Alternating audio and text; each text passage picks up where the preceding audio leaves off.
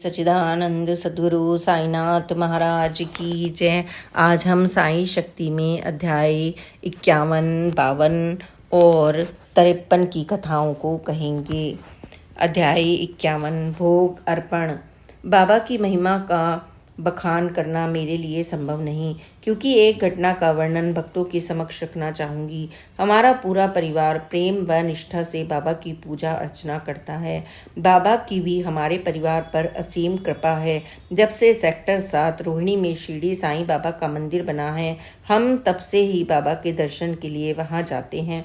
मैं और मेरे पति श्री राजेंद्र नागपाल जी जब भी मंदिर जाते तो बाबा को सुबह शाम भोग लगाते देखते तो सोचा करते थे कि हम भी बाबा को भोग लगाएंगे, लेकिन रोज ही भोग लगाना भूल जाते। एक दिन प्रातःकाल हमारे मंदिर के पुजारी पंडित गुणानिधि जी को बाबा ने स्वप्न में दर्शन दिए और कहा, मुझे बहुत भूख लगी है, नागपाल का घर कहाँ है? पंडित जी ने नींद में ही बाबा को कहा, बाबा नागपाल जी का घर मंदिर के पीछे ही है, आप उनके घर चले जाओ। उस दिन रविवार का दिन था। मैं जब मंदिर गई तो पंडित गुणानिधि जी ने मुझे कहा, बाबा आपके घर खाना खाने आए थे, वह सुबह आपका घर पूछ रहे थे। यह सुनकर मैं चकित हो गई। मैं बाबा का इशारा समझ गई। मैंने उसी दिन घर जाकर बाबा के लिए खाना बनाया और बाबा को भोग अर्पण किया। उस दिन से हमने सुबह शाम बाबा को भोग लगाने का नियम बना लिया। बाबा हम सबकी रक्षा करना, आपका प्यार व आशीर्वाद हमें सदा मिलता रहे, हमारी यही कामना है। श्री सच्चिदानंद सद्गुरु साईनाथ महाराज की जय। अध्याय 22 साईं मिलन। साईं बाबा ने चुपके से मेरे दिल पर दस्तक दी कि मेरी प्रिय सखी वीणा चावला के माध्यम से साईं के बारे में सुनना, शिरडी की सुंदर सुरम्य पावन प्रकृति की रमणीयता के विषय में जानने की उत्सुकता दिन प्रतिदिन बढ़ती जा रही थी। मैं SD block tower apartment Pitampura में रहती हूँ। हमारे ब्लॉक में भगवान कुटीर नाम का मंदिर है, जिसमें साईं बाबा की भव्य प्रतिमा है। मैं जब भी साईं बाबा की मूर्ति को निहारती, उनके भजन गाती तो उनको कहती थी कि बाबा कभी अपनी बेटी को शिरडी भी बुलाओ। प्रिय सखी वीणा से जब भी साईं चर्चा होती तो नए नए अनुभव सुनने को मिलते, जिससे जिज्ञासा दिन प्रतिदिन तीव्र होती जा रही थी। मैं अपने साईं के सानिध्य का सुख प्राप्त करना चाहती थी। सदा मेरी उनके चरणों में यही प्रार्थना रहती थी कि हे सर्वव्यापी साईं, मुझे शिरडी बुलाओ।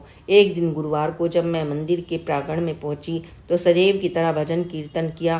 तदोपरांत मेरी प्रिय सखी अचला बबली वर्षा ने मुझे एक खबर सुनाकर भाव विभोर कर दिया।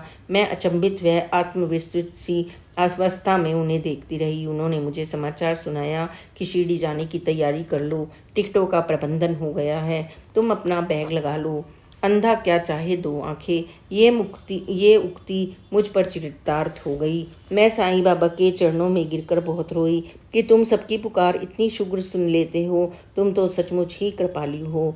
अंततः 4 नवंबर 2006 को हम शिरडी के लिए रवाना हुए। उनके दर्शन, उनके सामीप्य के सुख को आज भी याद कर कर आत्मविभोर हो जाती हूँ और पुनः शिरडी जाने की ललक उत्कंठा को प्रतिपल अनुभव करती हूँ। श्री सच्चिदानंद सद्गुरु साईनाथ महाराज की जय। अध्याय 53 दासगणु महाराज। दासगणु महाराज का असली नाम गणपतराव दत्तात्रेय सहस्त्रबुद्धे था। वे अहमदनगर जिला के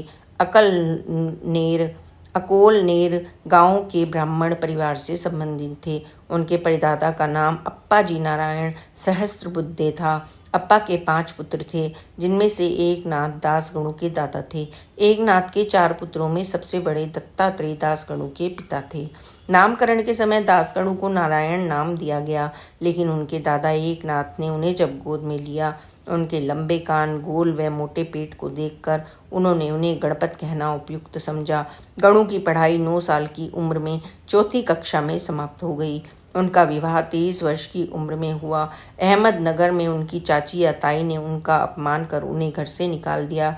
घूमते हुए गणु की भेंट पुलिस अधिकारी श्री केनड़ी से हुई, जिन्होंने गणु को 9 रुपये मासिक वेतन पर पुलिस में रख लिया। सन 1980 में डिप्टी कलेक्टर नाना साहेब चांदोरकर हवलदार दास गणु को साईं बाबा के दर्शन के लिए ले गए। हालांकि गणु के मन में साईं बाबा के दर्शन की ना तो इच्छा थी और ना ही उनके प्रति आदर था।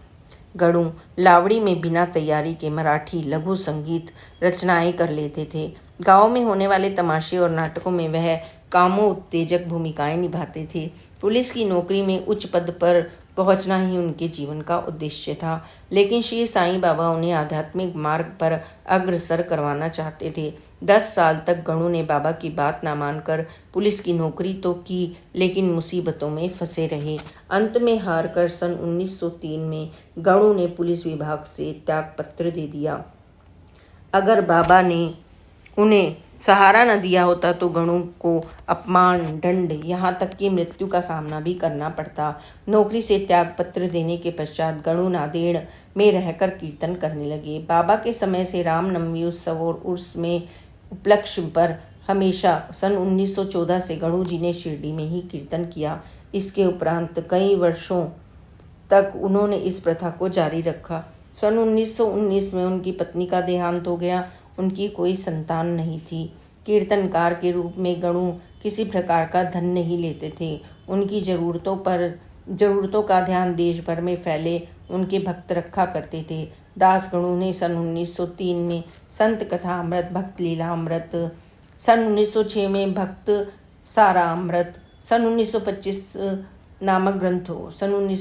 में नामक ग्रंथों की रचना की। तीनों ग्रंथों में बाबा से संबंधित कुल 7 अध्याय हैं। इसके अलावा इन ग्रंथों में महान संतों के 2 अध्याय बाबा के हाथ में रखे गए थे, जिन्हें हाथ लगाकर बाबा ने ठीक है कहा था। ये ग्रंथ सन 1918 में बाबा की समाधि उपरांत प्रकाशित हुए थे।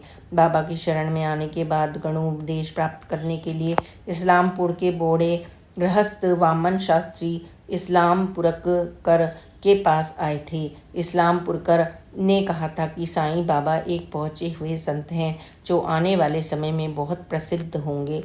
यह सुनकर गणु का बाबा के प्रति विश्वास दृढ़ हुआ। इस्लामपुरकर की भी कोई संतान नहीं थी, इसलिए उनका अंतिम संस्कार दास गणु महाराज जी ने किया था। वे ही उनकी संपत्ति के हकदार भी बने थे। इसलिए इस्लामपुरकर की पत्नी इस बात से सहमत नहीं थी। इस कारण दास गणु जी ने उनकी संपूर्ण संपत्ति उन्हें वापस करके एक सच्चे वैरागी का उदाहरण प्रस्तुत किया।